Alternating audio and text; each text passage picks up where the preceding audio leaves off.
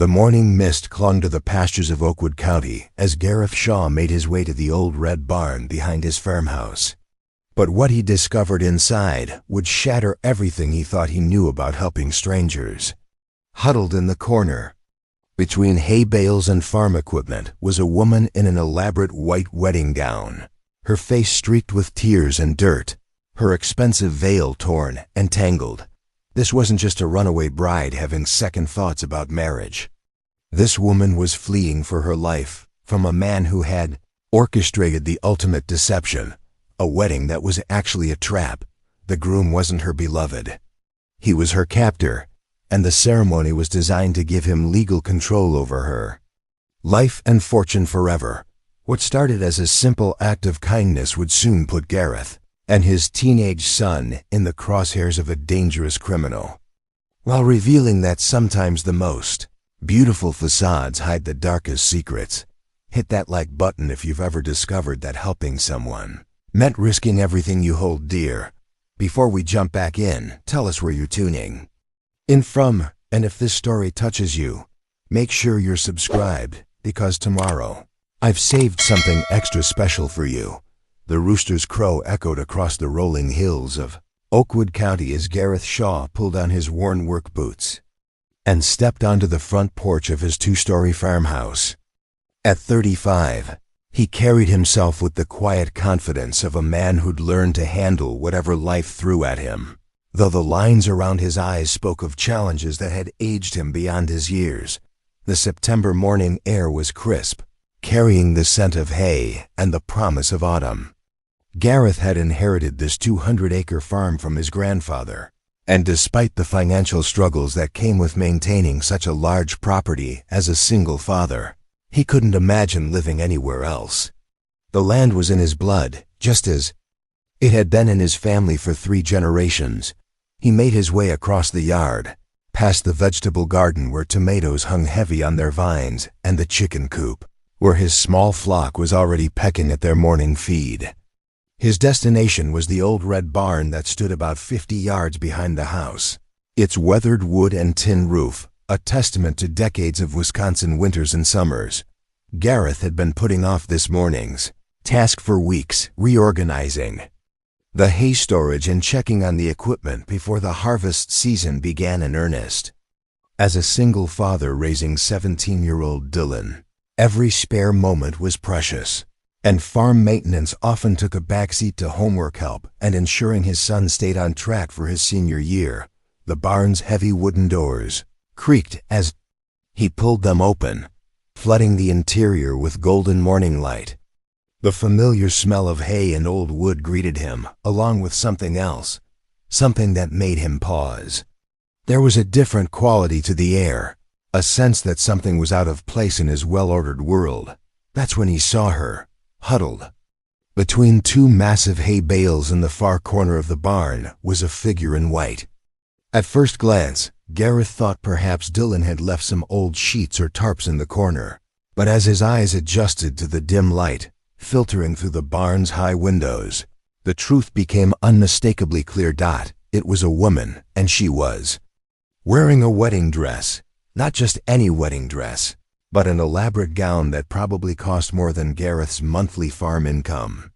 The silk fabric was stained with dirt and what looked like grass stains, the intricate beadwork catching the morning light like scattered diamonds. A long veil, torn in several places, was wrapped around her shoulders like a makeshift shawl. Woman was awake, her dark eyes wide with fear as she pressed herself further into the corner. She couldn't have been more than 25, with delicate features that spoke of careful breeding and a privileged upbringing.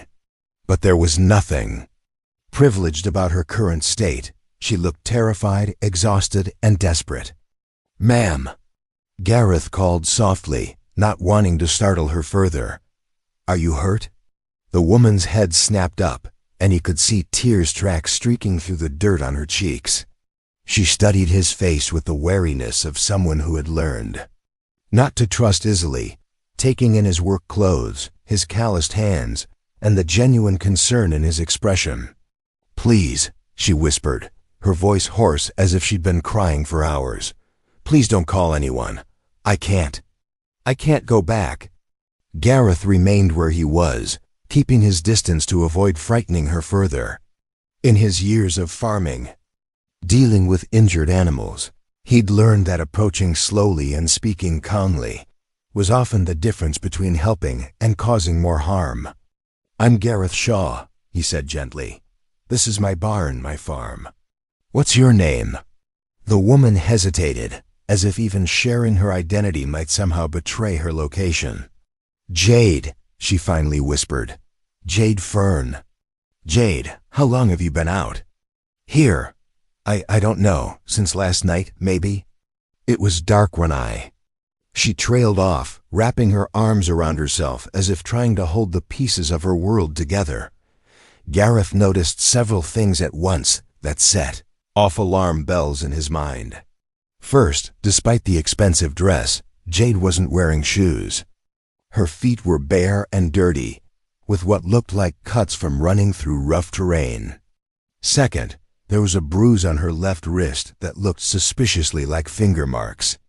Third, and most concerning, was the way she kept glancing toward the barn doors, as if expecting someone to appear at any moment. "Are you running from someone?" he asked quietly. Jade's composure cracked, and fresh tears spilled down her cheeks. "You don't understand," she said. If he finds me, I'll never get away again." The wedding was supposed to be yesterday, but it wasn't. It wasn't what everyone thought it was. "What do you mean?" "He's not my fiancé," Jade said, her voice barely above a whisper. "He's my captor. And yesterday was supposed to be the day. He made it all legal." The words hung in the air between them, and Gareth felt a chill that had nothing to do with the September morning. This wasn't just a case of wedding day nerves or a bride having second thoughts. This was something far more sinister, and he was now standing in the middle of it. "Jade," he said carefully, "I think you need to tell me everything." As Jade's words echoed in the barn, "He's my captor," Gareth felt the familiar weight of responsibility settle on his shoulders. It was the same feeling he'd carried for the past 4 years, ever since the day he'd become Dylan's sole guardian and the keeper of 3 generations of Shaw family legacy. Gareth Shaw hadn't planned on being a single father at 31. He'd been working as a mechanical engineer for a manufacturing company in Madison, living in a comfortable suburban home with his wife Rebecca and their 13-year-old son. Life had been predictable, secure, and exactly what he'd thought he wanted. Then Rebecca's car accident on an icy February morning changed everything in an instant. The grief had been overwhelming, but what came after was almost worse. The slow realization that Rebecca had been the glue holding their family together. She'd managed Dylan's school schedule, his friend relationships, his emotional needs. She'd been the one who remembered parent-teacher conferences, doctor's appointments, and which foods Dylan would actually eat. Gareth had been a good father, but Rebecca had been the primary parent, and suddenly he was flying blind. The suburban house felt like a mausoleum filled with memories he couldn't bear to face every day. Dylan, struggling with his own grief, had become withdrawn and angry, his grades plummeting as he pushed away anyone who tried to help. That's when Gareth's grandfather, Henry Shaw, had made an offer that seemed like both a lifeline and a burden. "The farm's too much for these old bones," Henry had said during one of their weekly visits. "But I can't bear to sell it to strangers. It's been in our family since 1952. Maybe you and Dylan need a fresh start, and maybe this old place needs some young blood again." The decision to leave his engineering career and move to the farm had been one of the hardest Gareth had ever made. He'd grown up visiting the farm during summers, learning to drive a tractor before he could legally drive a car, helping with harvests and livestock. But knowing how to do something as a teenager and actually making a living at it as an adult were entirely different challenges. The first year had been brutal. Learning to manage 200 acres of corn and soybeans while simultaneously trying to connect with a grieving teenager had pushed Gareth to his breaking point more than once. The farm's finances were precarious. Henry had been too proud to admit how much he'd been struggling in his final years, and the equipment was older than Delane. Some nights, Gareth would sit at the kitchen table with a calculator and a stack of bills, wondering if he'd made a terrible mistake that would cost them everything. But slowly, something had begun to shift. Dylan, initially resistant to the move, had found solace in the wide open spaces and the physical demands of farm work. Working side by side in the fields, they'd begun to talk again, really talk, for the first time since Rebecca's death. The boy who'd been angry and lost in suburbia had rediscovered his curiosity and purpose in the rhythm of rural life. Now, 4 years later, Gareth had found his footing as both a farmer and a single father. The farm wasn't making them rich, but it was sustainable, and more importantly, it felt like home. Dylan was thriving as a senior at Millbrook County High School, where he played on the baseball team and had been accepted to the University of Wisconsin's agricultural program for the following fall. Preparing and narrating this story took us a lot of time, so if you are enjoying it, subscribe to our channel. It means a lot to us. Now back to the story. Their morning routine was as predictable as the sunrise. Gareth would wake at 5:30, check on the livestock, and start the coffee before Dylan emerged from his room at 6:15, perpetually running late for the 7 a.m. school bus.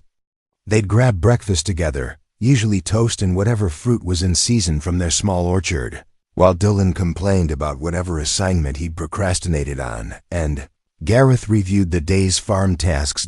It was a simple life, but it was theirs.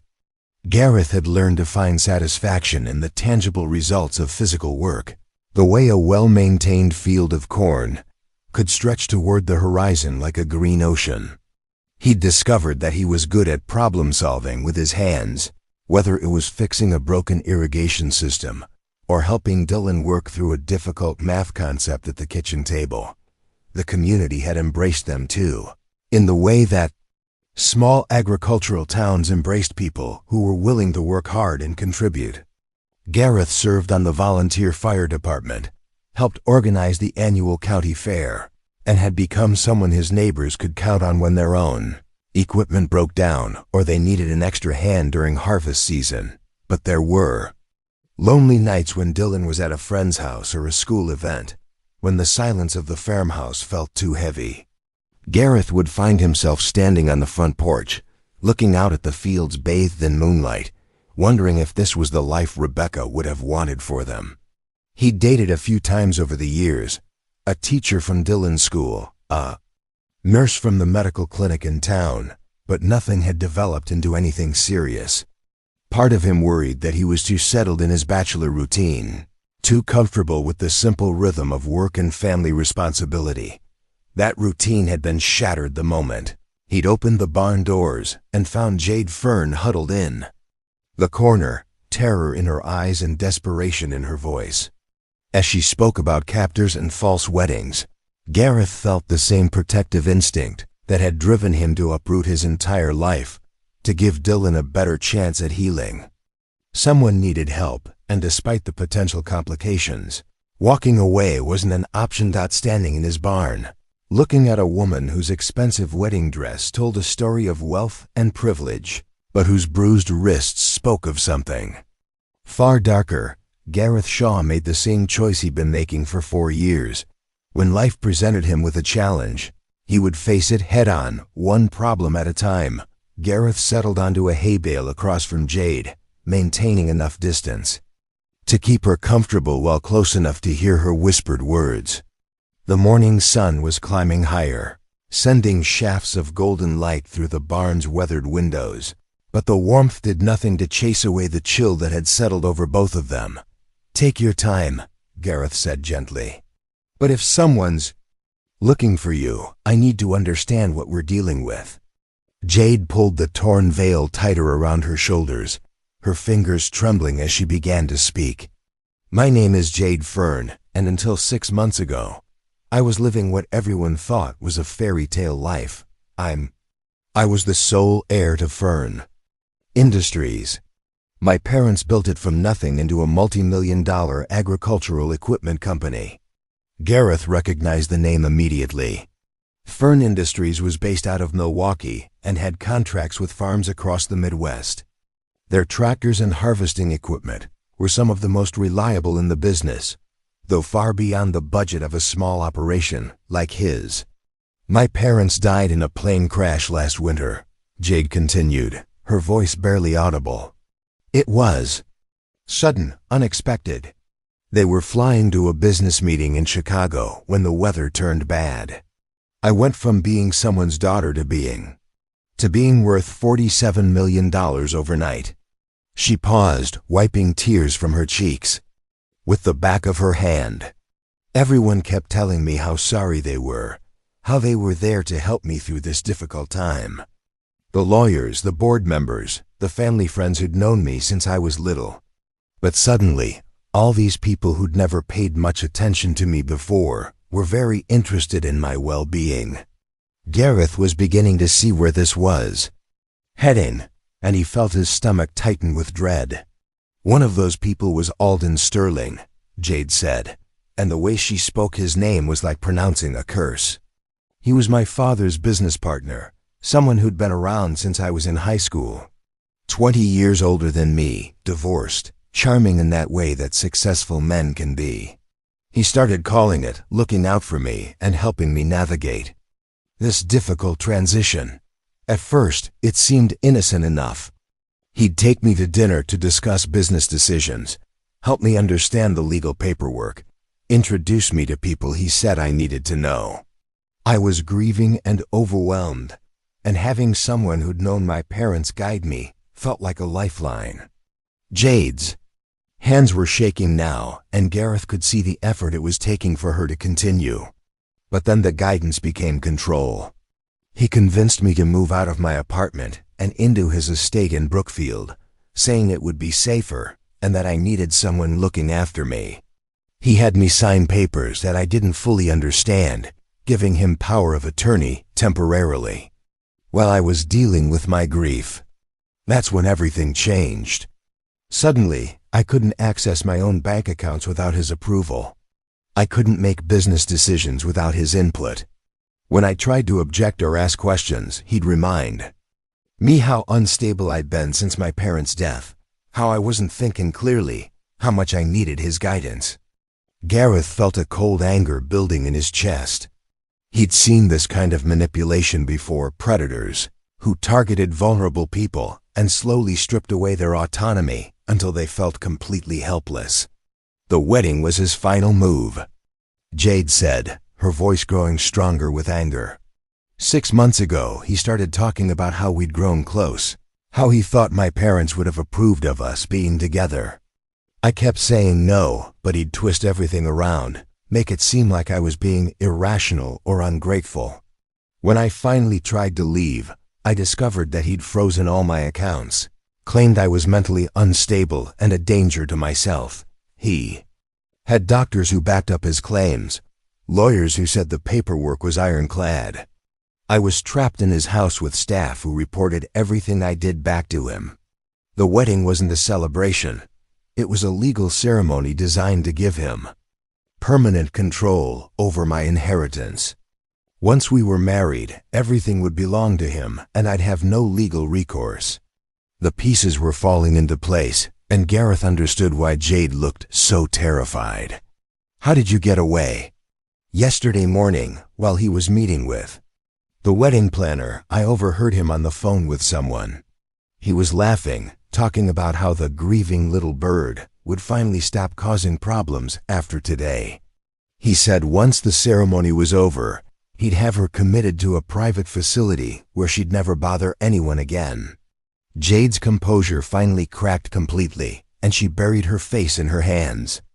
"He wasn't just stealing my money, Gareth. He was planning to lock me away forever. I realized that if I didn't run right then, I'd never get another chance. So you ran from your own wedding?" "During the ceremony," Jade said, lifting her head to meet his eyes.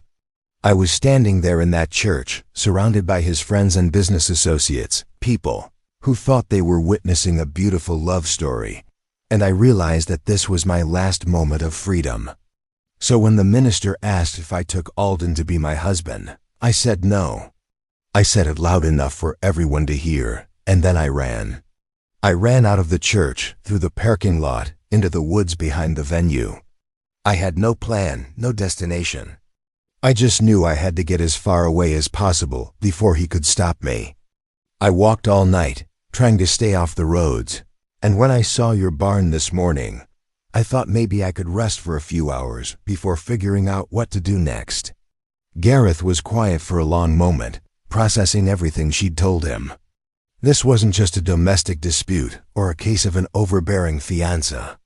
This was calculated, systematic abuse designed to steal a woman's entire life.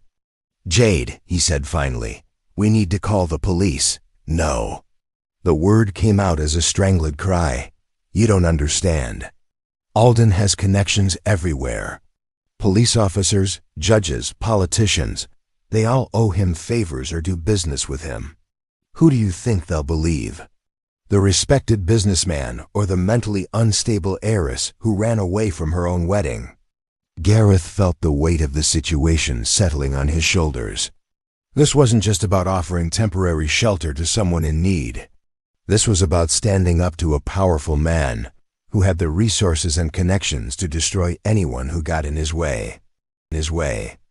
But as he looked at Jade, bruised, terrified, and utterly alone, Gareth Shaw made the same choice he'd made 4 years ago when he decided to uproot his life for Dylan's sake. Some things were more important than safety. "Then we'll figure out another way," he said quietly. "But you're not facing this alone anymore." The first priority was getting Jade out of the wedding dress. Not only was it conspicuous, but Gareth could see how the elaborate gown was weighing her down both physically and emotionally, a constant reminder of the trap she'd barely escaped.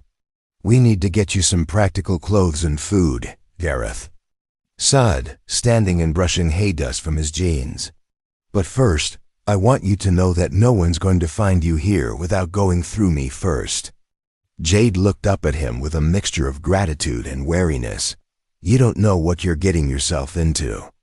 Alden has private investigators, security people. He won't just let me disappear. Then we'll deal with that when the time comes." Gareth replied firmly, "Right now you need basic necessities. Can you walk okay? Your feet look pretty torn up." Looking down at her bare, dirt-stained feet, Jade nodded slowly. "They're sore, but I can manage." "Good. The house is just across the yard, but I want to take a look around first. Make sure no one's been by." Gareth moved to the barn's main doors and carefully scanned the property. The dirt road leading to his farm stretched empty in both directions, and the neighboring properties were far enough away that casual visitors would be noticed long before they reached the house. "All clear," he said, returning to Jade's side. "But we're going to take the back way, just in case." They exited through a smaller side door that opened toward the rear of the farmhouse. Gareth led Jade along a path that wound through his vegetable garden and past the chicken coop, keeping them hidden from the main road. As they walked, he found himself glancing frequently at his unexpected guest, still struggling to reconcile the terrified woman beside him with the story she'd told about multi-million-dollar inheritances and criminal conspiracies. The back door of the farmhouse opened into a mudroom connected to the kitchen. Gareth was grateful for the familiar surroundings, the worn wooden floors, the coffee pot still warm from his morning routine, the refrigerator covered with Dylan's baseball schedule and farm supply catalogs. Normal life, which suddenly felt very precious. "Have a seat," he said, gesturing toward the kitchen table. "I'll find you something to wear and get those cuts cleaned up." Jade settled carefully into one of the wooden chairs, the wedding dress's voluminous skirt pooling around her. "I feel ridiculous," she said quietly. "Like I'm wearing a costume for a play I never auditioned for." "We'll fix that," Gareth assured her, already heading toward the stairs. "I think I have some of Rebecca's old clothes stored upstairs. She was about your size." He found what he was looking for in a cedar chest in the guest bedroom: jeans, a soft cotton sweater, and undergarments that Rebecca had rarely worn. It had been 2 years since he'd opened this chest, and for a moment, the familiar scent of his late wife's perfume made him pause. But Rebecca would have approved of what he was doing. She'd always been the first to help neighbors in crisis, often bringing casseroles to families dealing with illness or job loss, returning to the kitchen. With the clothes and a first aid kit, Gareth found Jade staring out the window toward the road, her body tense with anxiety. "Every car that goes by," she said without turning around. "I think it might be him." "Highway's a quarter-mile away," Gareth said, setting the clothes on the counter. "Anyone coming up our road will see them long before they reach the house. And right now, you look like exactly what you are, someone who spent the night outdoors." "He's probably searching hotels and airports, not rural barns." Jade managed a small smile at that. "You're right. I've been looking over my shoulder for months. It's hard to turn that off." Gareth handed her the clothes and pointed toward a small bathroom off the kitchen. "Get changed, and I'll make us some breakfast. When's the last time you ate?" "Yesterday. Morning, I think. I was too nervous to eat much before the—" She gestured at the wedding dress. "Understandable. There's soap and towels in there, and take your time. I'll be right here." While Jade cleaned up and changed clothes, Gareth busied himself preparing breakfast and trying to think through their options. His engineering background had taught him to approach problems systematically, but this situation had variables he'd never encountered before. How do you protect someone from a predator with money, connections, and apparently no moral boundaries? 20 minutes later, Jade emerged from the bathroom transformed. Rebecca's clothes fit her well, and with her face clean and her dark hair pulled back in a simple ponytail, she looked younger and less fragile, but the fear in her eyes remained. "Better?" Gareth asked, setting a plate of scrambled eggs and toast in front of her. "Much, thank you." Jade ate with the careful precision of someone who'd been taught proper table manners, but also with the genuine hunger of someone who'd been running on adrenaline for too long. "We need to talk about what happens next," Gareth said, pouring coffee for both of them. "My son Dylan will be home from school around 3:30. He's 17, mature for his age, but this is going to be a lot to process." Jade set down her fork, concern creasing her features. "I don't want to put him in danger. If Alden finds me here, Dylan can handle himself," Gareth interrupted. "But more importantly, he deserves to know what's going on. I don't keep secrets from him about things that affect our safety." "What will you tell him? The truth. That someone needed help, and we're providing it. That there might be some risk involved, but that we're being careful." Gareth met her eyes across the table. "He'll understand. We've been through difficult times before." They spent the rest of the morning establishing ground rules. Jade would stay in the guest bedroom upstairs, away from windows facing the road. If any unexpected visitors arrived, she'd retreat to the basement, which had a hidden storage room behind the furnace that Henry Shaw had built during the Cold War. Gareth would handle all communication with the outside world, and they'd avoid using phones or internet connections that could potentially be traced. "This feels surreal," Jade said as Gareth showed her the basement hiding spot. 3 days ago, I was planning a wedding I didn't want. Now I'm learning about secret rooms and escape routes." "I know it's a lot," Gareth said. "But you made the hardest choice already. You chose freedom over security. Everything else is just logistics." As they climbed back upstairs, Jade caught his arm. "Gareth, why are you doing this? You don't know me, and you're risking everything, your farm, your son's safety, your own life, to help a stranger." Gareth considered the question, thinking about Dylan's transformation after Rebecca's death, about the way rural communities looked after their own, about the engineering principle that the strongest structures were built on solid foundations, because Sometimes the right thing to do isn't the safe thing to do, he said simply. And because everyone deserves the chance to choose their own life. The sound of the school bus rumbling down the road interrupted their conversation. Dylan would be home in 10 minutes, and their small circle of knowledge was about to expand. Gareth just hoped his son was ready for the conversation they were about to have. The rumble of the school bus faded into the distance as Dylan Shaw jogged up the gravel driveway, his baseball gear slung over one shoulder and his backpack threatening to spill textbooks onto the ground. At 17, he'd inherited his father's lean build and steady gaze. But where Gareth moved with deliberate precision, Dylan carried the easy confidence of someone who'd never doubted his place in the world. "Dad?" he called out as he kicked off his cleats on the front porch.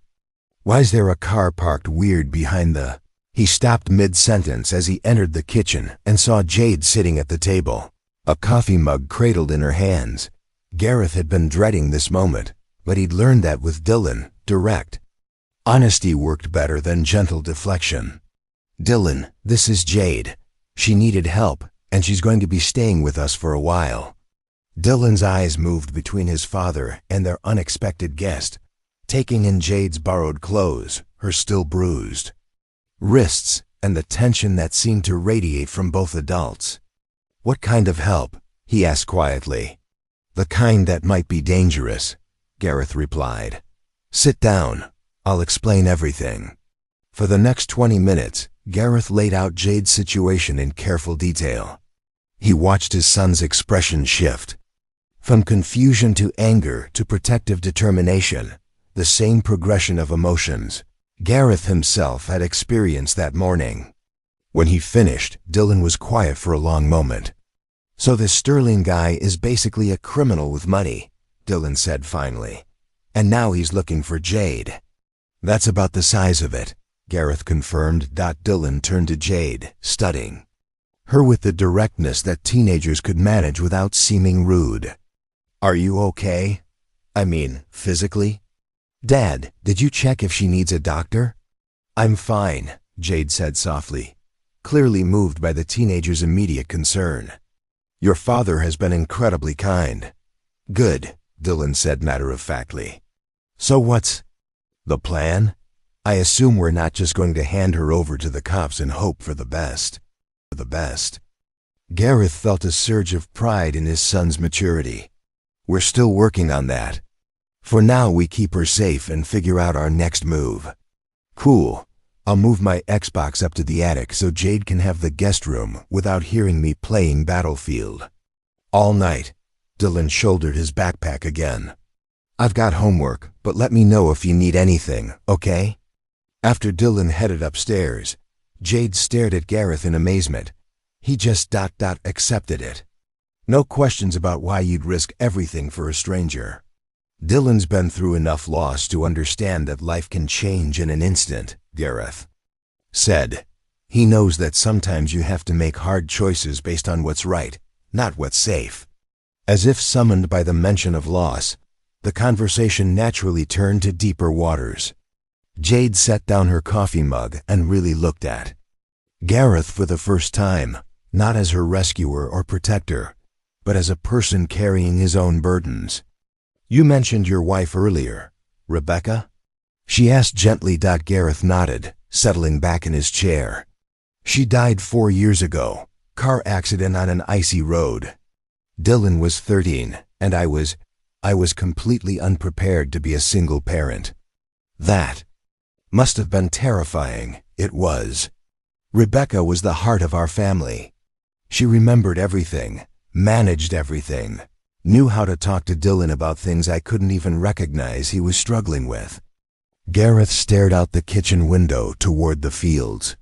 "For the first year, I felt like I was failing at everything that mattered."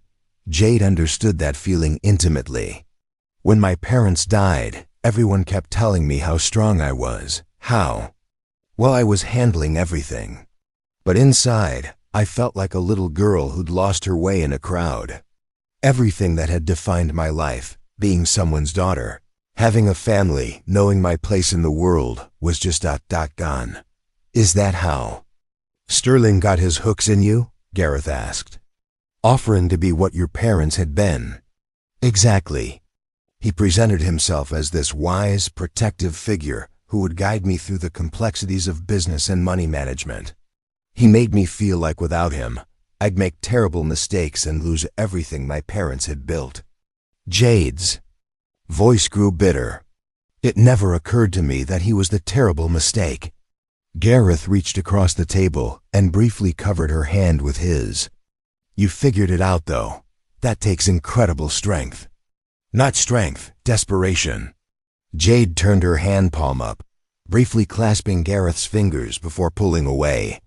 I was so focused on not disappointing my parents' memory that I nearly let someone steal my entire future. What were they like? Your parents? For the first time since Gareth had found her in the barn, Jade's smile was genuine. They were wonderful workaholics who built fern industries from nothing, but never forgot where they came from. My dad could design agricultural equipment that would revolutionize farming, then spend his weekend teaching me how to change the oil in my car. My mom ran the business side with an iron fist but cried during every Disney movie. They sound like good people. They were. They would have hated Alden Sterling on sight. My dad always said that anyone who tried to make you smaller wasn't worth your time. Jade's expression darkened. I should have listened to that advice. You were grieving, Gareth said.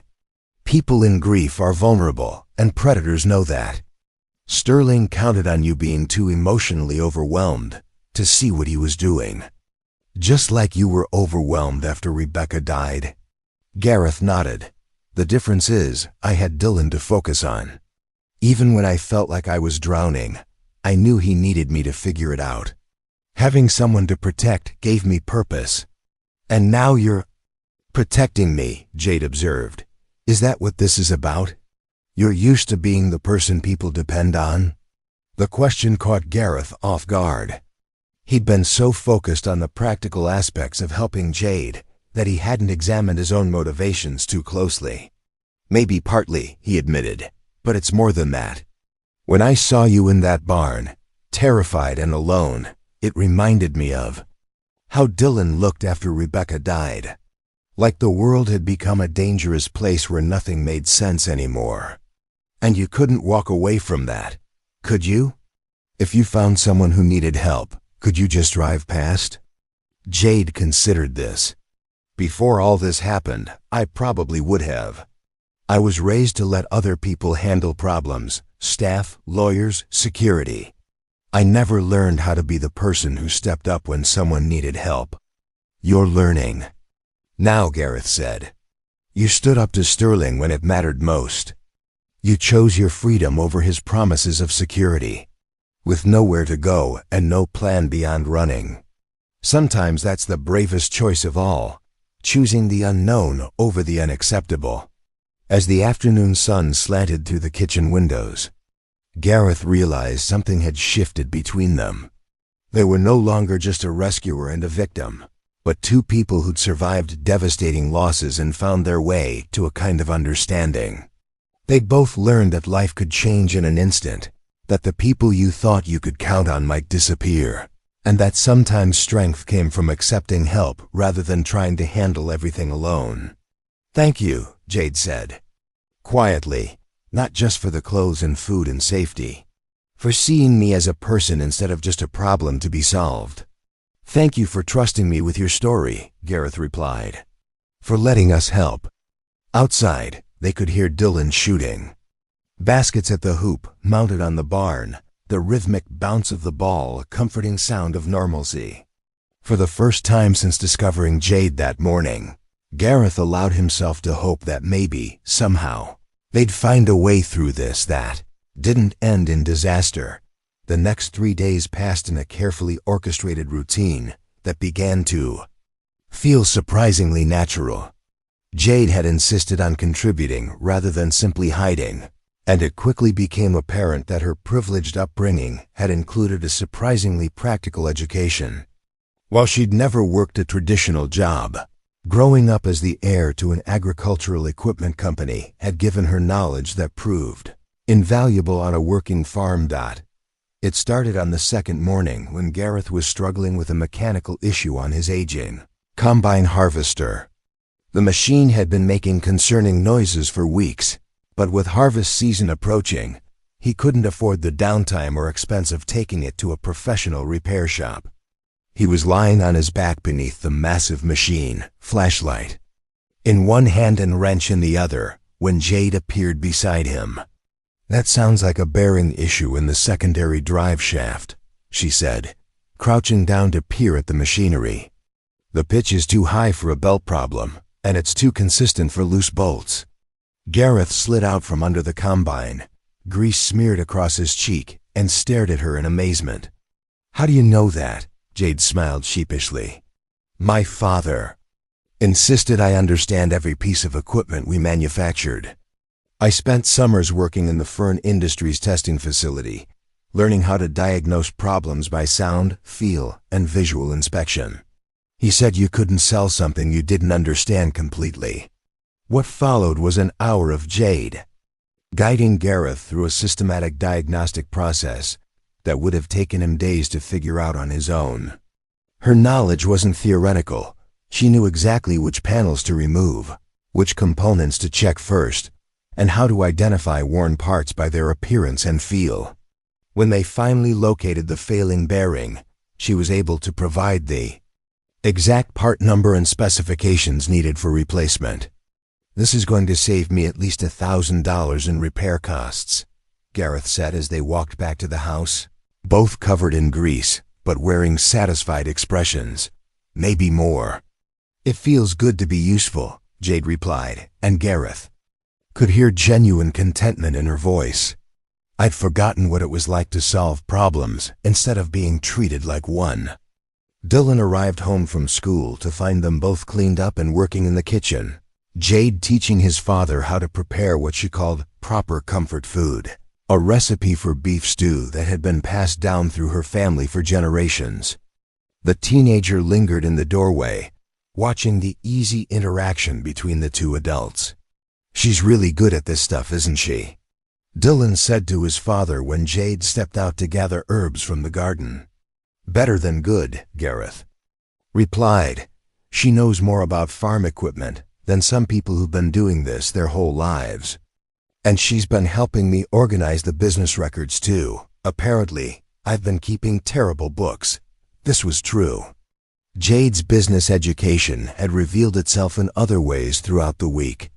She'd taken one look at Gareth's haphazard system of invoices, receipts, and tax documents and immediately set about creating an organized filing system that would actually allow him to track expenses and profits effectively. Her laptop, which she'd managed to grab during her escape from Sterling's house, contained spreadsheet, templates, and financial tracking software that transformed Gareth's record-keeping from chaotic to professional. "You're probably losing money in tax deductions you don't know you can claim," she'd explained while sorting through receipts. "And this organizational system will make it much easier to track seasonal patterns and plan for equipment maintenance. But it wasn't just practical skills that Jade brought to their household.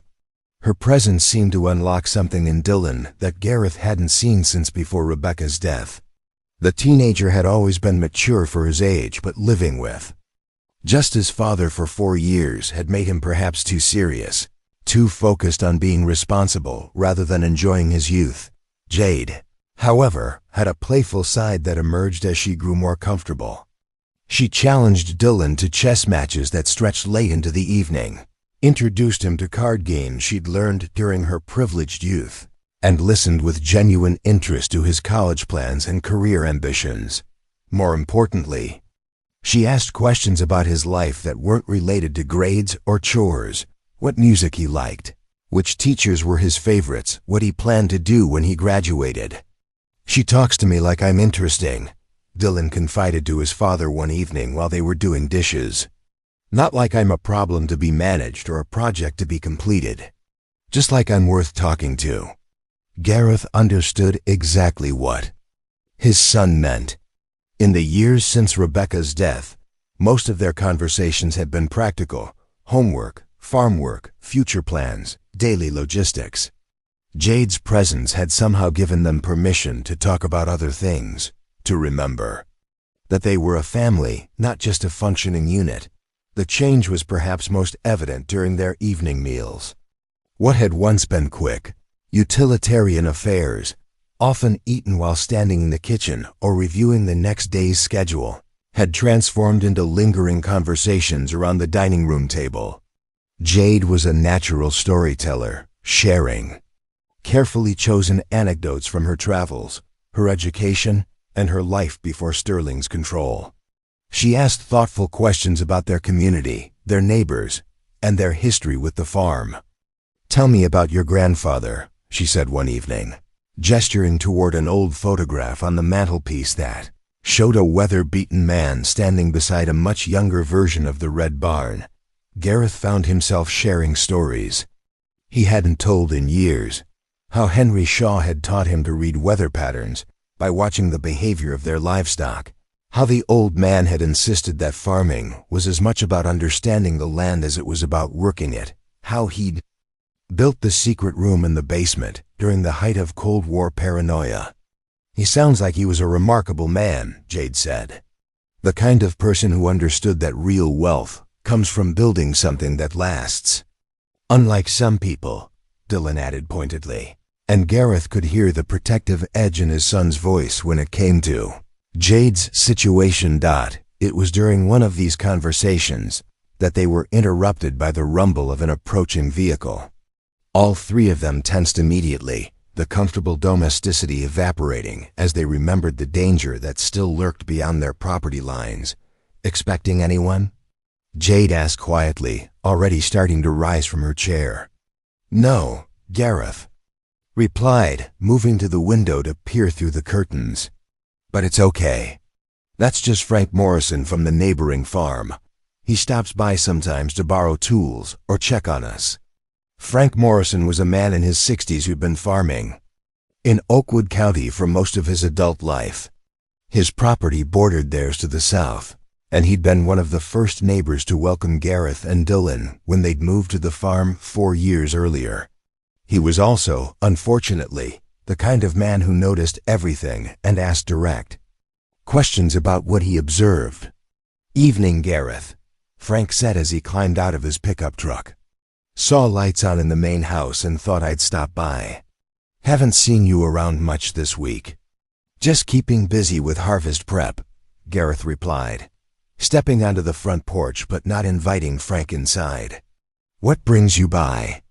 "Well, that's just it," Frank said, removing his worn baseball cap and scratching his head. "Been some unusual activity in the area this week. Couple of fancy cars driving around, stopping at properties and asking questions about whether folks have seen anything unusual. City types wearing expensive suits and driving vehicles that cost more than my annual income." Gareth felt his stomach drop, but he kept his expression neutral. "What kind of questions?" "Looking for a woman," they said. "Young dark hair, might be confused or disoriented." They had a picture, but I didn't get a good look at it. Frank's sharp eyes studied Gareth's face. "Said she was mentally unstable. Might be dangerous to herself. Asked if I'd seen any strangers around, any signs of someone camping out or hiding on properties." The two men stood in silence for a moment, and Gareth could almost feel Frank's curiosity like a physical weight. His neighbor wasn't a gossip, but he was observant and protective of his community. If he suspected something was wrong, he wouldn't simply mind his own business. "Frank," Gareth said carefully, "if someone was in trouble, real trouble, not the kind that gets solved by calling the authorities, what would you do?" Frank Morrison had been a farmer long enough to understand that sometimes the official answer wasn't the right answer. He studied Gareth's face for a long moment, then glanced toward the house where warm light spilled from the kitchen windows. "I'd figure that sometimes good people need help from other good people," Frank said slowly. "And I'd mind my own business unless someone asked for my help directly." "I appreciate that," Gareth said. "But I'd also want to make sure that whatever was happening. It wasn't putting my neighbors in danger they weren't prepared for. Frank's tone was serious now. These men asking questions aren't local law enforcement, Gareth. They're private security, and they're well-funded. If you're involved in something over your head, you need to know that. Gareth made a decision that felt both necessary and terrifying. If I needed advice from someone who's lived in this community longer than I have, someone who understands how things work around here, would you be willing to listen? Frank nodded slowly. Coffee's on in my kitchen if you want to talk. Tonight or whenever you're ready. After Frank left, Gareth returned to the house to find Jade and Dylan waiting anxiously in the kitchen. He knows something's up, Dylan said. Immediately. But he's not going to cause problems, Gareth replied. Frank Morrison is good people. The question is, do we trust him with the truth? Jade was quiet for a long moment, staring out the window toward the neighboring farm where Frank's porch light glowed in the distance. Those men he described, that's Alden's security team. If they're asking questions in the area, it means they've traced me this far. Which means our window for staying hidden is closing, Gareth said grimly. Maybe it's time to stop hiding, Jade said, surprising both of them. Maybe it's time to start fighting back. The next morning dawned gray and cold, with the kind of low-hanging clouds that promised rain before evening. Gareth was in the barn checking on the combine repairs when he heard the distant sound of multiple vehicles approaching on the county road. The sound was wrong, too many engines, too expensive, moving too slowly for normal traffic. He stepped outside and felt his blood run cold. 3 black SUVs were turning into his driveway, moving in a coordinated formation that spoke of professional security rather than casual visitors. Through the barn's back door, he could see Jade hanging laundry on the line behind the house, completely exposed and unaware of the approaching danger. Jade, he called out, his voice carrying across the yard with urgent intensity. Inside, now. She looked up, saw his expression, and immediately dropped the laundry basket. Years of living under Sterling's control had taught her to recognize danger even when she couldn't yet see it. She was through the back door and up the stairs to the basement entrance within seconds. Dylan emerged from the chicken coop, took one look at his father's face and the approaching vehicles, and immediately understood the situation. How many? He asked quietly as he jogged over to where Gareth stood. 3 SUVs, probably 2 or 3 men per vehicle. Gareth's mind was racing through options. The basement hiding room would keep Jade safe, but only if these men didn't already know exactly where she was. Stay close to me, but let me do the talking. The lead SUV pulled to a stop directly in front of the farmhouse, while the other 2 positioned themselves to block the driveway, a clear indication that they weren't planning on anyone leaving unexpectedly. The men who emerged were exactly what Frank Morrison had described, well-dressed, expensive vehicles, and the kind of cold professionalism that spoke of corporate security rather than law enforcement. The man who approached them was tall, broad-shouldered, and wearing a suit that probably cost more than most people's monthly salary. His smile was polished and predatory, the expression of someone who was used to getting what he wanted through intimidation disguised as politeness. "Mr. Shaw?" he said, extending a hand that Gareth pointedly ignored. "I'm Douglas Kellerman, head of security for Sterling Enterprises. We're looking for someone who might have come through your area recently, and we hoped you might be able to help us. Depends on who you're looking for and why." Gareth replied evenly. Kellerman's smile didn't waver, but something cold flickered in his eyes. "We're looking for Victoria Jade Fern. She's been missing for several days now, and her family is very concerned about her well-being. Miss Fern has been dealing with some mental health challenges since her parents' death, and she may not be thinking clearly. The lie was delivered so smoothly that someone who didn't know the truth might have believed it. But Gareth had heard Jade's story, had seen the bruises on her wrists and the terror in her eyes. and he recognized manipulation when he heard it. Haven't seen anyone matching that description, Gareth said. This is a working farm, not exactly a place where troubled city folks tend to wander. Of course, Kellerman said, still maintaining his artificial politeness. But we have reason to believe she might have sought shelter in rural areas. She was wearing a distinctive white dress when she disappeared.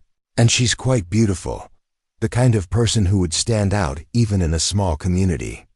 Dylan stepped slightly closer to his father, and Gareth could feel the teenager's tension. His son was smart enough to understand the subtext of this conversation, the veiled threats hidden beneath Kellerman's professional courtesy. As I said, we haven't seen anyone like that, Gareth repeated. If that's all, actually, Mr. Shaw, I'm afraid it's not. Kellerman's smile finally faded, revealing the harder man beneath. You see, we have evidence that Miss Fern was in this area as recently as yesterday. Phone pings, credit card usage, witness statements. We know she's here. Gareth felt his heart racing, but kept his expression neutral. Jade had been using cash only and had turned off her phone, but Sterling obviously had resources that went beyond normal tracking methods. Even if that were true, Gareth said carefully, I still haven't seen her. Mr. Shaw, I think there may be some misunderstanding about the situation here. Kellerman gestured toward his associates, who had spread out around the property with practiced efficiency. Miss Fern is not just a missing person. She's the heir to a substantial fortune, and there are legal questions about her mental competency that need to be resolved. By harboring her, you would be interfering with a court-ordered psychiatric evaluation. The lie was sophisticated and terrifying in its implications. If Sterling had managed to get court orders based on false psychiatric evaluations, then Jade's fears about his connections in the legal system were justified. I'm not harboring anyone, Gareth said firmly, and I'd like you to leave my property. Kellerman's expression hardened completely. Mr. Shaw, I don't think you understand the gravity of this situation. Mr. Sterling is a very influential man with substantial resources and many friends in law enforcement and the judicial system. Interfering with his efforts to help Miss Fern could result in serious legal consequences for you and your family. The threat was unmistakable now, and Gareth felt a cold anger building in his chest. These men weren't just looking for Jade. They were prepared to destroy anyone who got in their way. Are you threatening me? Gareth asked quietly. I'm informing you of the potential consequences of making poor decisions, Kellerman replied smoothly. For instance, it would be unfortunate if there were questions raised about your suitability as a guardian for your son, or if regulatory agencies decided to take a closer look at your farming operation. These things can be very disruptive to a person's life. Dylan stepped forward, his young face flushed with anger. You can't just, Dylan, Gareth said sharply, cutting his son off before he could say something that would escalate the situation further. But the damage was already done. Kellerman had seen the teenager's reaction and understood that his threats were hitting their mark. Smart boy, Kellerman said, his predatory smile returning. I'm sure he understands the importance of family staying together, staying safe. That's when the sound of another approaching vehicle cut through the tension. A battered pickup truck was coming up the driveway, and Gareth felt a surge of relief when he recognized Frank Morrison behind the wheel. The older farmer pulled up beside the SUVs and climbed out with the deliberate movements of someone who wasn't intimidated by expensive vehicles or city suits. Morning, Gareth, Frank said cheerfully, as if armed security teams were a normal part of his daily routine. Thought I'd stop by to return that socket wrench set I borrowed last week. Kellerman turned toward Frank with visible irritation. Sir, this is a private conversation. I'm going to have to ask you to private conversation on my neighbor's property. Frank interrupted, his tone still friendly but with an edge of steel underneath. That's interesting. You boys with the county sheriff's department? Don't recognize you from town. We're private security conducting a lawful investigation, Kellerman said, his patience clearly wearing thin. Private security, Frank repeated thoughtfully. Well, that's different. See, around here, we tend to be protective of our neighbors, especially when strangers show up asking questions and making what sound like threats. As if summoned by some rural communication network, 2 more pickup trucks appeared on the county road, slowing as they approached the driveway.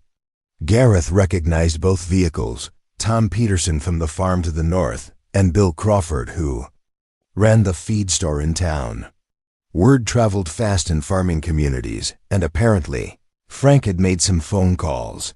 Kellerman looked around at the gathering farmers with visible frustration. He was clearly prepared to intimidate a single family. But a group of armed rural property owners was a different proposition entirely. This isn't over, Mr. Shaw, Kellerman said finally. Miss Fern needs medical attention that only Mr. Sterling can provide.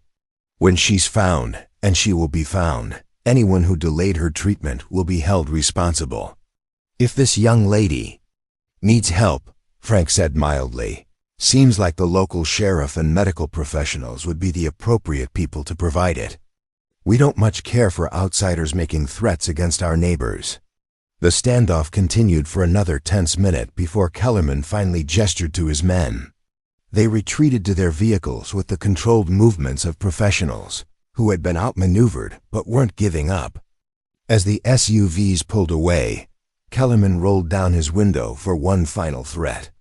24 hours, Mr. Shaw. After that, Mr. Sterling will be forced to pursue other avenues to ensure Miss Fern's safety. After the security team was gone, Frank and the other farmers lingered for a few minutes, making it clear that they were keeping an eye on the situation. When they finally left, Gareth and Dylan went inside to find Jade emerging from the basement, her face pale but determined. I heard everything, she said quietly. They're not going to stop, are they? No, Gareth admitted. And now they know we're protecting you. Which means you're both in danger because of me. Jade's voice was steady, but her hands were shaking. Dylan could lose his father. You could lose your farm, your home, everything you've built here. That's our choice to make, Dylan said firmly. Nobody gets to threaten my family and think we'll just back down.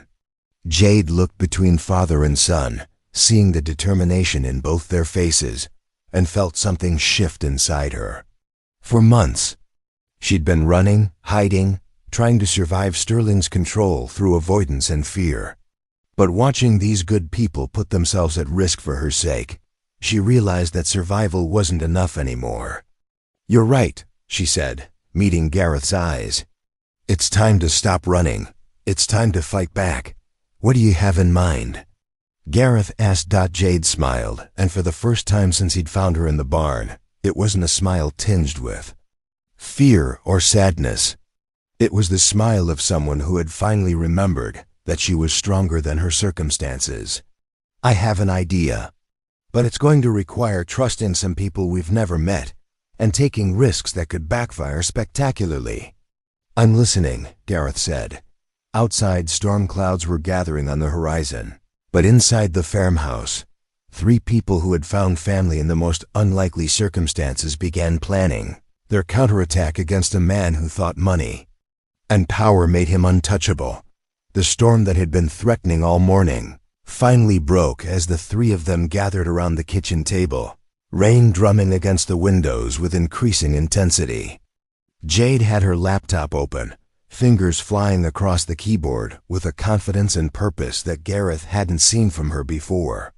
The terrified woman he'd found in his barn was transforming before his eyes into someone else entirely, someone who understood power and how to wield it. The first thing you need to understand about Alden Sterling, Jade said, pulling up a series of documents on her screen, is that everything he does is calculated. He doesn't make impulsive decisions or take unnecessary risks. Every move is planned, documented, and executed with precision, which makes him predictable, Dylan observed, leaning over her shoulder to look at the screen. Exactly. But it also makes him vulnerable, because he keeps records of everything. Jade's smile was sharp with satisfaction, including things he probably shouldn't have documented. She turned the laptop around so both Gareth and Dylan could see what she'd been working on. The screen displayed a complex organizational chart showing Sterling Enterprises' corporate structure, but with annotations and connections that revealed a much darker picture than any official business filing would show. During the months I was living in his house, I had access to his home office, Jade explained. Alden is obsessive about documentation. He keeps digital records of every phone call, every meeting, every financial transaction. He thinks it protects him legally, but it also means there's a paper trail for everything he's done. Gareth studied the chart, his engineering background helping him trace the connections between shell companies, offshore accounts, and legal entities. This looks like money laundering, among other things, Jade confirmed. Alden's business practices aren't just unethical, they're criminal. Tax evasion, fraud, bribery of public officials, intimidation of witnesses. He's been operating under the assumption that his money and connections make him untouchable, so he's gotten careless about covering his tracks. Dylan pointed at a section of the chart that showed multiple connections to government contracts. Are those real companies or just fronts? Mix of both. Some are legitimate businesses that he uses to hide illegal activities. Others are completely fabricated entities that exist only on paper. Jade clicked through several folders, revealing spreadsheets full of financial data that painted a picture of systematic corruption. The problem is, all of this evidence is technically stolen. I downloaded it from his personal servers without permission, which means it might not be admissible in court. But it's still useful, Gareth said, beginning to understand where this was heading.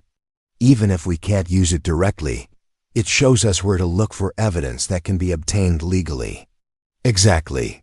And more importantly, it shows us who else has been victimized by Alden's schemes. Jade opened another file, this one containing what appeared to be a contact database. He's done this before, Gareth. I'm not his first victim. I'm just the one with the largest inheritance. The revelation hung in the air like a physical weight. Gareth had assumed that Sterling's targeting of Jade was opportunistic, a predator taking advantage of a grieving woman's vulnerability. But this suggested something far more systematic and disturbing. How many others? Dylan asked quietly. At least 7 that I can document, probably more. Jade's voice was steady, but Gareth could see the anger burning in her eyes. Elderly widows whose families thought they were getting married for companionship. Young women who inherited family businesses and needed guidance managing their new responsibilities. A disabled veteran whose military pension and insurance settlement made him an attractive target. What happened to them? Various things. Some had their assets gradually transferred to shell companies that Alden controls. Others were declared mentally incompetent and had guardianship transferred to him or his associates. The veteran died under suspicious circumstances after changing his will to benefit Sterling Enterprises. Gareth felt sick to his stomach. This wasn't just about Jade's inheritance. They were dealing with someone who had built an entire criminal enterprise around victimizing vulnerable people. We have to go to the FBI, he said. This is way beyond local law enforcement. I thought so too, Jade replied. But look at this.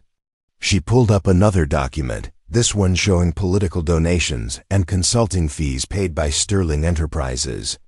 The list included names that Gareth recognized from news coverage, senators, federal judges, high-ranking FBI officials. He's bought protection at every level, Dylan said, scanning the list with growing dismay. Not everyone, Jade corrected, but enough to make it very dangerous to approach federal authorities without absolute proof and a carefully planned strategy. One phone call from the wrong person, and we'd be dealing with more than just private security teams.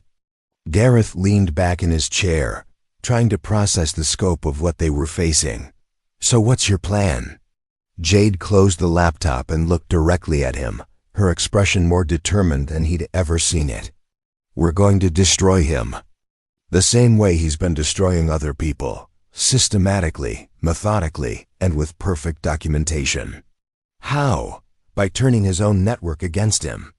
Jade stood up and began pacing the kitchen, her mind clearly working through complex calculations. Alden's power comes from his ability to control information and manipulate people's perceptions. But his criminal activities have created enemies, people who've been victimized, business partners who've been cheated, government officials who aren't on his payroll.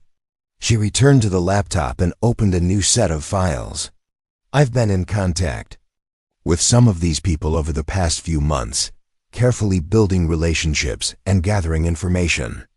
There's a federal prosecutor in Chicago who's been investigating Sterling Enterprises for years, but hasn't been able to get enough evidence for indictments. There's a journalist in Milwaukee who's been documenting suspicious deaths and disappearances connected to Alden's business associates. And there are 3 of his former victims who are willing to testify if they can be guaranteed protection." Gareth was beginning to see the outline of her strategy, and it was far more sophisticated than anything he'd imagined. "You've been planning this for months, ever since I realized that running away wasn't going to be enough. Alden has too many resources, too many connections. The only way to stop him is to make it more dangerous for him to continue his criminal activities than it is for him to leave me alone. But that means," Dylan started. "It means we're going to war," Jade finished. "Not just hiding from him or defending ourselves, but actively working to destroy his criminal empire and put him in prison where he belongs." The room fell silent except for the sound of rain against the windows. Gareth understood that this was the moment of decision, not just whether to help Jade escape from Sterling, but whether to commit to a plan that would put all of them in serious danger while potentially saving dozens of other victims. "What would you need from us?" he asked finally. Jade's smile was grateful but also fierce. "Everything. Alden's security team knows I'm in this area, but they don't know exactly where. We have maybe 18 hours before they start conducting systematic searches of every property within a 10-mile radius. During that time, I need to contact my allies, coordinate our evidence-gathering efforts, and put the legal machinery in motion.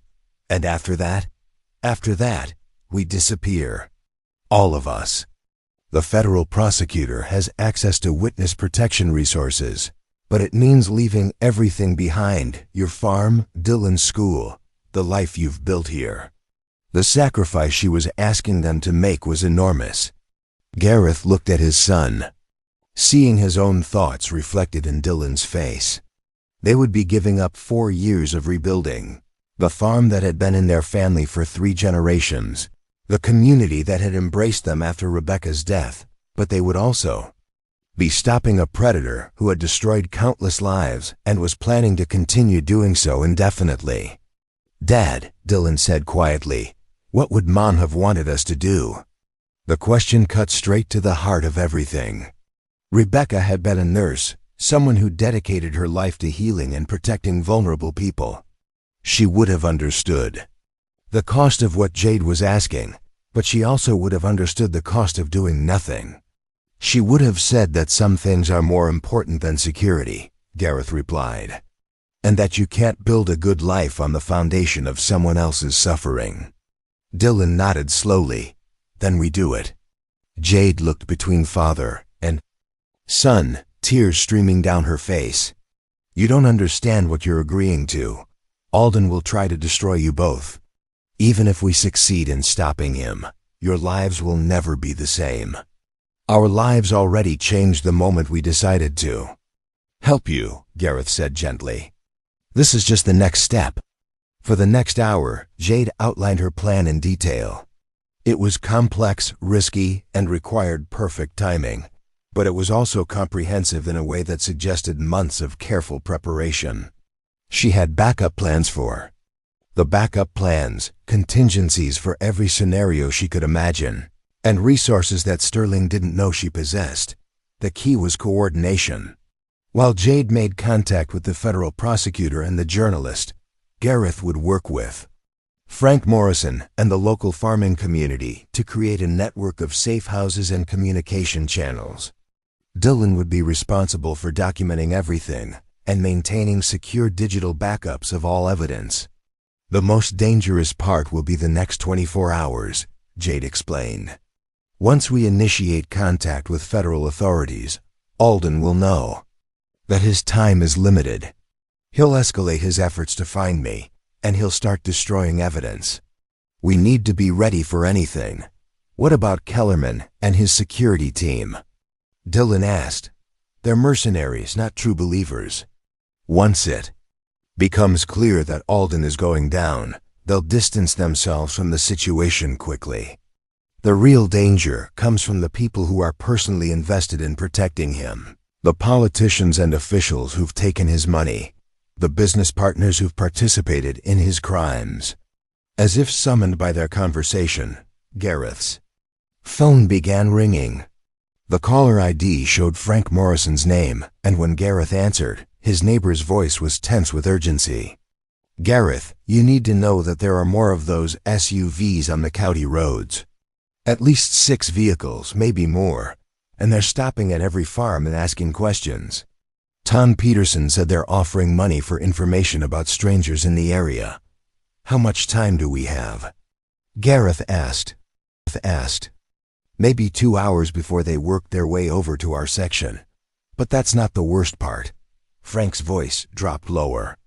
Bill Crawford was in town earlier, and he heard from the sheriff's department that there's been a federal warrant issued for the arrest of someone matching your guest's description.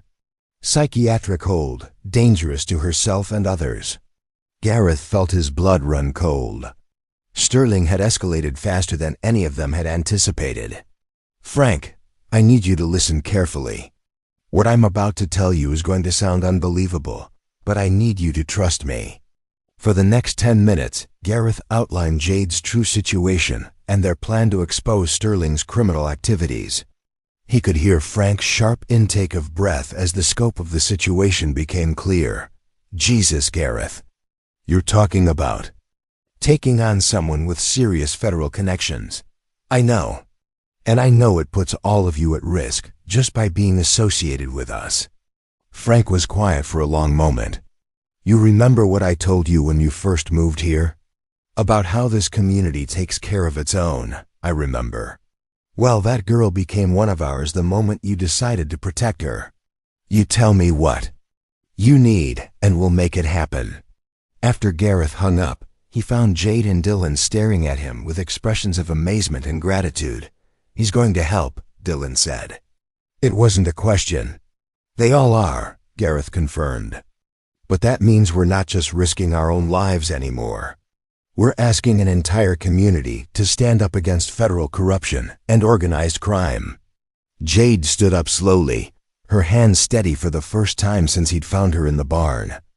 Then we better make sure we win. Outside, the storm was intensifying, but inside the farmhouse, 3 people who had found courage in each other began implementing a plan that would either save dozens of innocent lives or destroy everything. They held dear. For Jade Fern, it was the moment she stopped being a victim and became a force for justice. For Gareth and Dylan Shaw, it was the moment they discovered that sometimes the most important battles are the ones you never planned to fight. The transformation of Oakwood County into a sophisticated intelligence operation happened with the quiet efficiency that only rural communities could manage. Within 2 hours of Frank Morrison's phone call, a network of farmers, shop owners, and longtime residents had mobilized into something that would have impressed military strategists. Jade sat in Frank's kitchen, her laptop connected to a secure satellite internet connection that Bill Crawford had installed for his feed store's inventory system. The irony wasn't lost on her that she was coordinating a federal investigation from a farmhouse kitchen while surrounded by men in work boots and flannel shirts who understood corruption and power better than most politicians. Federal prosecutor Sarah Chun is standing by, Jade reported, looking up from her screen. She's been building a case against Sterling for 3 years, but she's needed someone with inside access to his operations. She's flying in from Chicago tonight with a full investigative team. Frank Morrison sat across from her, his weathered hands wrapped around a coffee mug that had seen better decades. What does she need from us? Time mostly, and documentation. Jade pulled up a secure messaging app that looked nothing like the consumer versions most people used. We need to keep Sterling's security teams busy for the next 12 hours, while Chun's people get search warrants for his properties and financial records. Once they start serving warrants, his lawyers will begin destroying evidence immediately.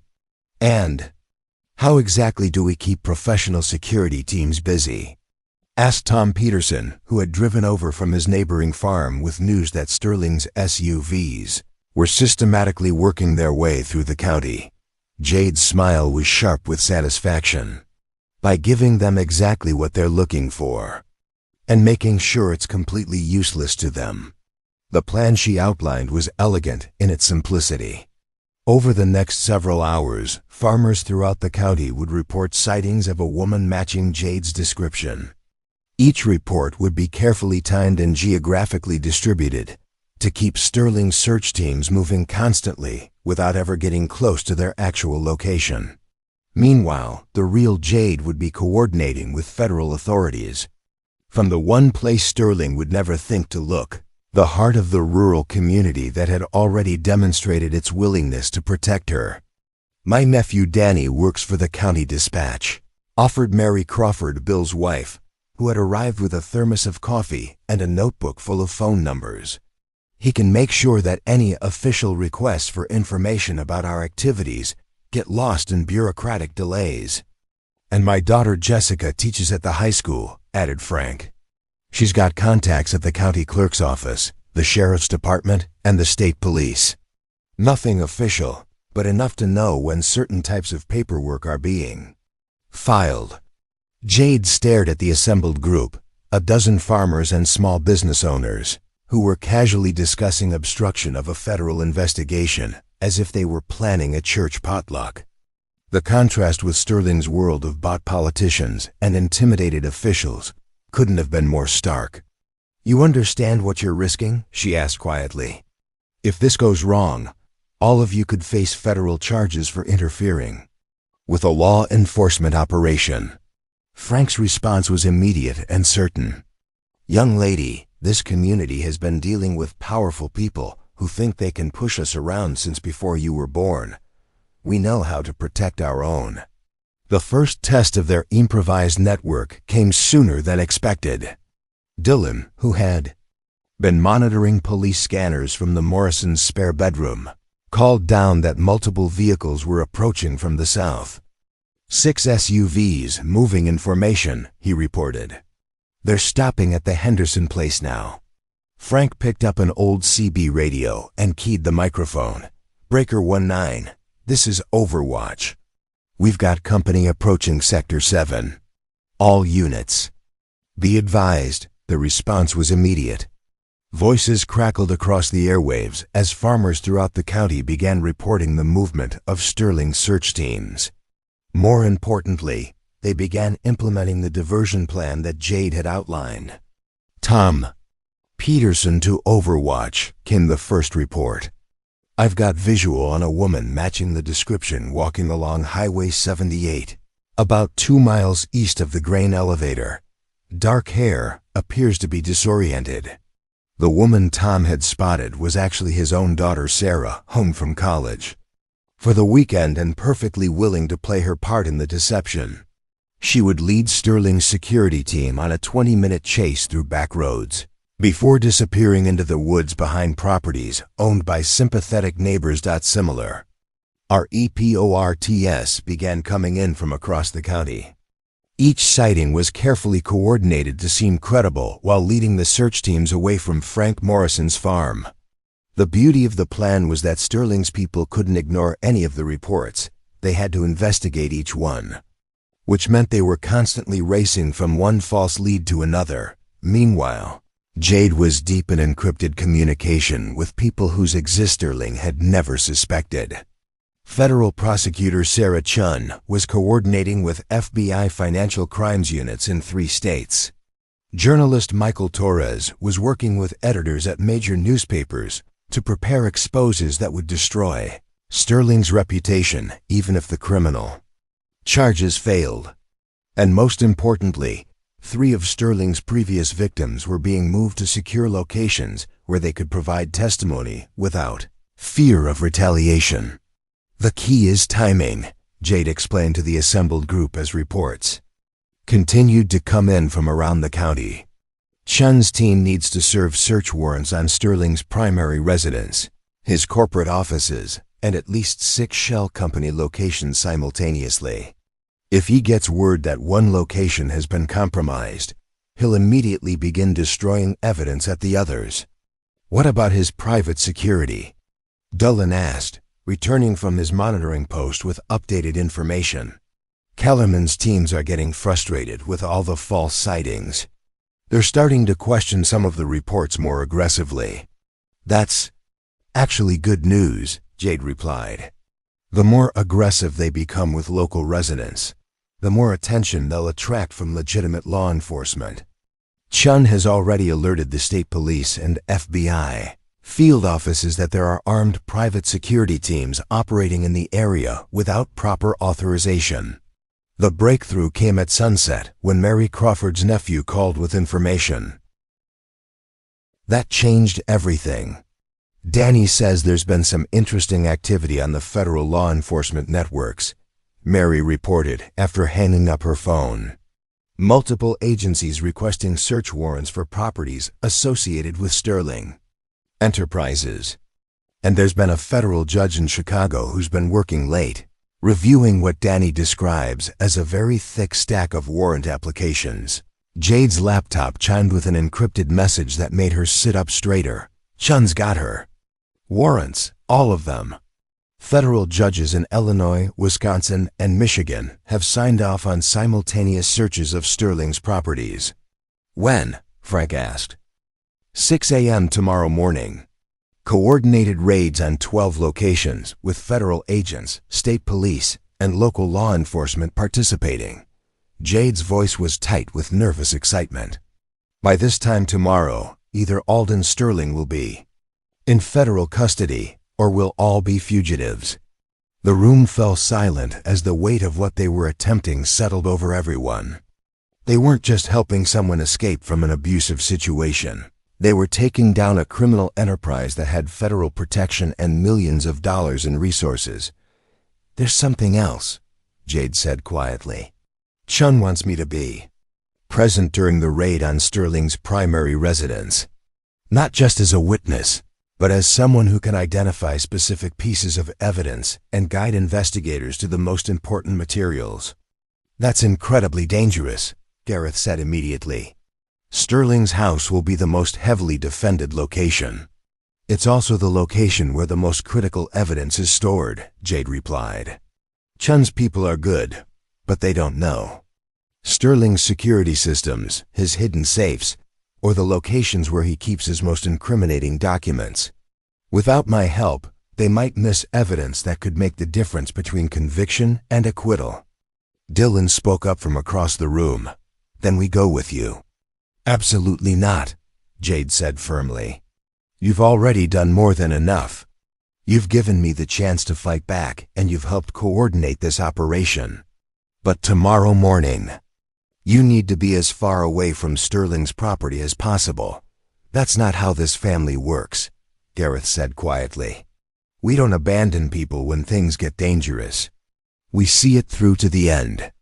The argument that followed revealed the depth of the bonds that had formed between the 3 of them over the past week. Jade was desperate to protect the people who had saved her, while Gareth and Dillon were equally determined not to let her face the final confrontation alone. It was Frank Morrison who proposed the compromise that satisfied everyone. What if Jade goes with the federal agents, but she's got backup nearby that Sterling doesn't know about? What kind of backup? Jade asked. Frank's smile was grim with satisfaction. The kind that understands rural geography better than any city security team. and the kind that has every legal right to be hunting on properties adjacent to Sterling's estate. The plan that emerged was audacious in its simplicity. During hunting season, which had just begun, farmers and rural residents routinely moved through wooded areas surrounding large estates. Frank's network could position armed hunters throughout the forest surrounding Sterling's property, ostensibly tracking deer, but actually providing overwatch for the federal raid. If things go wrong, Frank explained, you'll have 20 experienced hunters with high-powered rifles providing cover. Sterling's security team might be professionals, but they're not used to operating in terrain where the locals have home field advantage. Jade looked around the room at the faces of people who had transformed from strangers into allies in less than a week. Mary Crawford was coordinating communication networks with the efficiency of a military commander. Tom Peterson was studying topographical maps and identifying the best positions for their Overwatch teams. Bill Crawford was checking weather reports and planning for contingencies. These weren't trained operatives or federal agents. They were farmers and shop owners and retirees who had decided that some things were worth fighting for, regardless of the personal cost. Why? Jade asked finally. Why are all of you willing to risk everything for someone you barely know? Frank Morrison set down his coffee mug and looked directly at her. Because this isn't really about you, though we've come to care about you personally. This is about the kind of world we want to live in. I don't understand. Sterling represents everything that's wrong with the way power works in this country, Frank continued. The idea that money can buy you protection from consequences, that corruption is acceptable as long as it's sophisticated enough, that ordinary people don't matter as long as you can intimidate them into silence. Tom Peterson nodded in agreement. We've watched our communities get destroyed by people who think rural folks are too unsophisticated to fight back against corporate predators.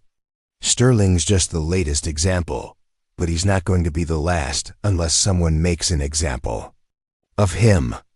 Plus, Mary Crawford added with a slight smile, it's been a long time since anything this interesting happened in Oakwood County. Most of us have been bored out of our minds since our kids grew up and moved away. The laughter that followed was nervous but genuine, a release of tension that reminded everyone that they were still human beings caught up in extraordinary circumstances. As the evening wore on, the improvised operations center in Frank Morrison's kitchen continued to coordinate activities across the county. Sterling's security teams were systematically being led on wild goose chases, while federal investigators prepared for the largest coordinated raid in the region's history. At midnight, Jade received a final encrypted message from Prosecutor Chun. All teams in position. Warrants executed at 0600 hours. Are you ready? Jade looked around the room at the people who had become her family, her allies, and her salvation. Gareth sat next to Dylan, both of them checking equipment and reviewing maps with the focused intensity of people preparing for battle. Frank Morrison was coordinating final positions for his hunter network, his voice calm and confident on the CB radio. For the first time in months, Jade Fern felt like herself again. Not the terrified victim hiding in a barn, not the helpless heiress being manipulated by a predator, but the daughter of innovative business owners who had built something meaningful through determination and intelligence. Yes, she typed back to Chun, we're ready. Outside, storm clouds were gathering again, but this time they felt like an omen of justice rather than danger. In less than 6 hours, one way or another, Alden Sterling's reign of terror would be over. Dawn broke gray and cold over Oakwood County, but for the first time in months, Jade Fern felt the sunrise bring hope instead of dread. She sat in the passenger seat of an unmarked federal vehicle, watching FBI agent Sarah Chun review final operational details on a tablet while their convoy wound through the early morning mist toward Alden Sterling's estate. Remember, Chun said, without looking up from her screen, your job is to identify and locate evidence, not to confront Sterling directly. My agents will handle all interactions with him and his security team. Jade nodded, though her attention was focused on the radio. Chatter coming through Chen's earpiece. Simultaneous raids were beginning across 3 states, with federal agents serving search warrants on 12 different properties associated with Sterling Enterprises. The coordination was flawless, a testament to the months of preparation that Chen's team had put into building their case. Overwatch 1 to Federal Command, crackled a familiar voice through the radio. Frank Morrison, positioned in the woods surrounding Sterling's property with his improvised hunter network, was providing real-time intelligence about the estate's security measures. "We have visual on 6 armed personnel around the main residence," Frank reported. 3 vehicles parked in defensive positions, but no indication they're aware of the approaching federal units. Chen keyed her microphone. "Copy that, Overwatch 1. Maintain observation and report any changes." The irony wasn't lost on Jade that Frank Morrison, a farmer whose formal education had ended with high school, was providing tactical support for one of the largest federal investigations in the region's history. But then, nothing about the past week had followed conventional patterns. Sterling's estate appeared through the trees, like something from a different world. The massive stone mansion sat on manicured grounds that probably cost more to maintain than most families earned in a year. Security cameras tracked their approach, and Jade could see armed guards taking defensive positions as the federal convoy became visible. "All units, this is command," Chun spoke into her radio. "Execute, execute, execute." What happened next was a masterclass in law enforcement coordination. Federal agents emerged from vehicles positioned at every access point to the property, their movements synchronized with military precision. State police units blocked all roads leading to the estate, while FBI financial crime specialists prepared to serve warrants on the corporate offices in downtown Milwaukee. Jade watched through the vehicle's bulletproof windows as Alden Sterling emerged from his mansion, flanked by 2 attorneys and wearing the expression of a man who had just realized that his carefully constructed world was collapsing around him. Even from a distance, she could see the moment when Sterling spotted her in the federal vehicle. His face transformed from confident indignation to something approaching genuine fear as he understood that his primary victim had not only escaped his control, but had become the architect of his downfall. "Jade Fern," Chun said quietly, "meet the man who's going to spend the rest of his life in federal prison." The next 6 hours unfolded like a carefully choreographed dance of justice.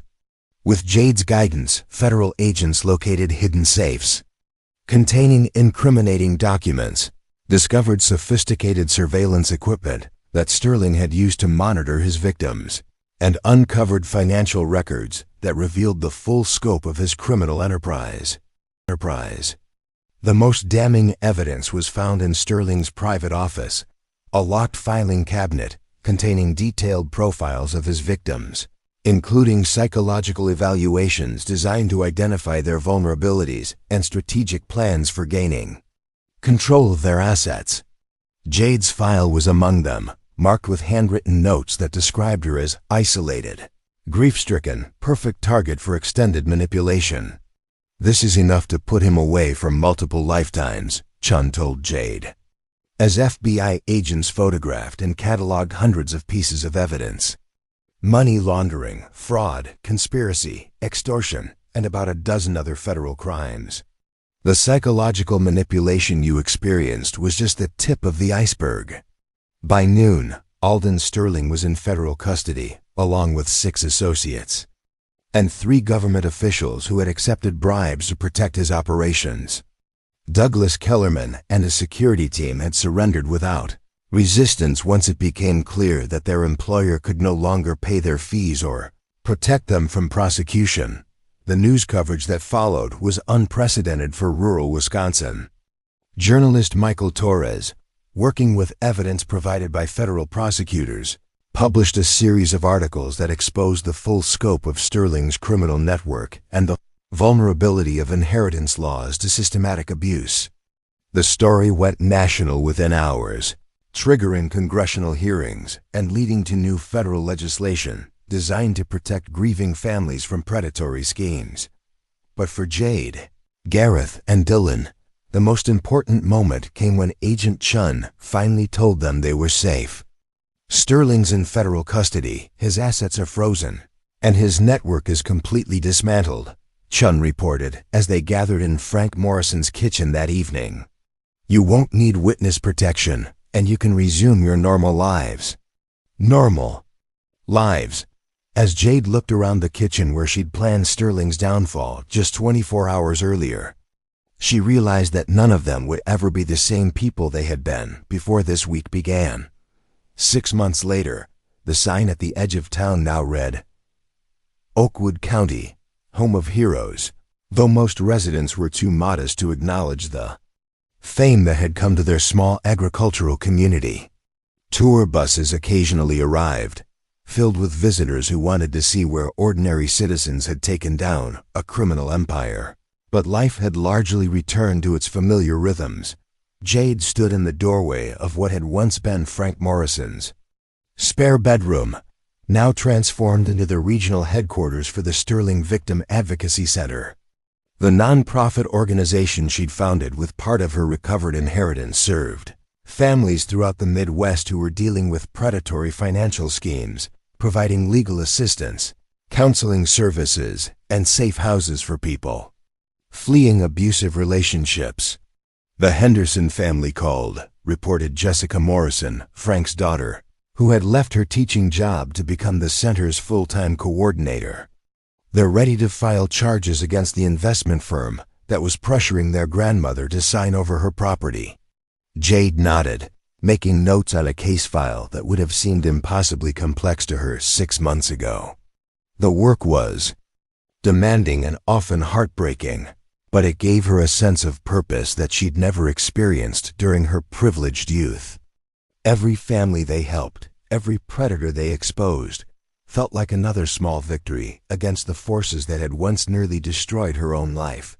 Through the window, she could see across the fields to where Gareth was working on his combine harvester.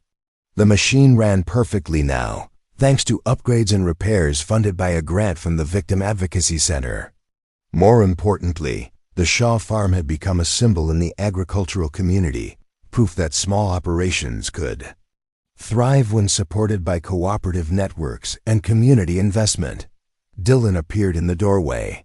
Home from his first semester at the University of Wisconsin, where he was studying agricultural law with a focus on protecting family farms from corporate exploitation. At 18, he carried himself with a confidence and purpose that made Jade proud every time she saw him. Dad says dinner will be ready in 20 minutes, he reported. And Frank's bringing over the preliminary plans for the community center expansion. The community center had been another unexpected outcome of their battle with Sterling. Federal seizure of his assets had generated millions of dollars in restitution for his victims, and much of that money had been invested in rural development projects throughout Oakwood County. New businesses were opening, young families were moving to the area, and the agricultural economy was thriving in ways that hadn't been seen for decades. "How was your constitutional law class?" Jade asked as they walked toward the main house. "Fascinating," Dylan replied with the enthusiasm that had become his trademark. "We're studying cases where communities organized to resist federal overreach, and Professor Martinez used our situation as an example of effective grassroots advocacy." Jade smiled at the pride in his voice. Dylan had become something of a celebrity on campus, not just for his role in bringing down Sterling, but for his articulate presentations about rural communities and social justice. He'd been invited to speak at conferences across the Midwest, sharing insights about how traditional farming values could address modern problems. The kitchen of the Shaw farmhouse had evolved into something like a command center for regional activism. The dinner table was covered with legal documents, grant applications, and correspondence from families seeking help. But it was also still fundamentally a family kitchen, filled with the sounds and smells of home-cooked meals and comfortable conversation. Gareth looked up from the stove as they entered. his face brightening with the easy happiness that had become his default expression over the past months. The transformation in him was perhaps the most remarkable of all, from a man carrying the weight of loss and responsibility, alone, to someone who had found joy in building something larger than himself. "Perfect timing," he said, gesturing toward the dishes he was preparing. "I was just thinking about how different this kitchen feels compared to 6 months ago." "Different how?" Jade asked, though she knew the answer. "Fuller," Gareth replied simply. "Not just because there are more people, but because it feels like a place where things happen instead of a place where we just existed." Frank Morrison arrived as they were setting the table, carrying architectural plans and wearing the satisfied expression of a man who had discovered that retirement was much more interesting when it involved revolutionary social change. "County commissioners approved the expansion," he announced without preamble. "Construction starts in the spring, and we'll have space for legal clinics, financial counseling, and temporary housing for families in crisis." The plans he spread across the table showed a modern facility that would serve as a model for rural advocacy centers throughout the region. But more than that, it represented a commitment by the community to never again allow predators like Sterling to operate without opposition. "There's something else," Frank added, his tone becoming more serious. "I got a call from the governor's office today. They want to nominate Jade for the state's humanitarian award." Jade felt her cheeks flush with embarrassment. "Frank, that's not necessary." "Yes, it is," Dylan interrupted firmly. "What you did wasn't just about stopping Sterling. You showed people that victims don't have to stay victims, that intelligence and courage can overcome almost any kind of power." "What we did," Jade corrected. "None of this would have been possible without all of you." As they gathered around the dinner table, Jade found herself thinking about the woman who had hidden in Gareth's barn 6 months earlier. That person felt like a stranger now, someone defined by fear and helplessness rather than purpose and strength. The transformation hadn't been easy or quick, but it had been complete. "You know what I realized today?" Gareth said as they began eating. "Rebecca would have loved all of this. Not the danger or the stress, but the sense that we were part of something important, something that made a difference." Dylan nodded slowly. "She always said that the best way to honor people we've lost is to live in a way that would make them proud." "I think she would be proud," Jade said quietly, "of both of you and of what this community has become." The conversation that followed covered plans for the advocacy center, updates on other families they were helping, and news from Dylan's studies. But underlying it all was a sense of contentment that came from understanding that their choices had created something beautiful and lasting. As the evening wound down, Jade stepped onto the front porch and looked out across the fields that had become her home. In the distance, she could see lights in the windows of neighboring farms, each representing families who had been touched by their battle against Sterling and who were now part of a stronger, more connected community. Her phone buzzed with a text message from Agent Chun.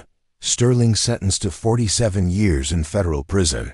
3 of his associates got 15 to 20 years each. The judge said it was one of the most comprehensive financial fraud cases she'd ever seen. You should be proud." Proud. Jade smiled and deleted the message without responding. Sterling's fate wasn't what mattered anymore.